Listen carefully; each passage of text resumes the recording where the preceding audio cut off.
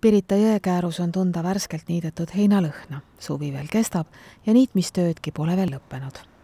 Tegemist on siis Pirita jõeääru maastikukaitsealaga, kus siis me igal aastal nii augustis kui ka septembris niidame siis ühekordselt selle heina maha, et anda järgmisel kevadel looduskaitsealustele taimedele uue kasvu tingimuse.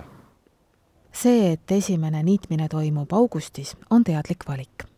Siis on ka möödas linnupesitsemisajad ja looduskaitsealused taimed on siis oma seemned ja viljakehad kasvupinnasesse lasknud.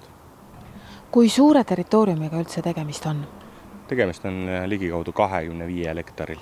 Kuna see on ikkagi jõeäärne ala, siis ligipääs ei ole tehnikaga igale poole võimalik. Osades kohtades tuleb seda teha käsitsi, mõnes kohas saab seda teha tehnikaga. Et praegusel momendil peaks olema tehtud kuskil 8 hektari jagu.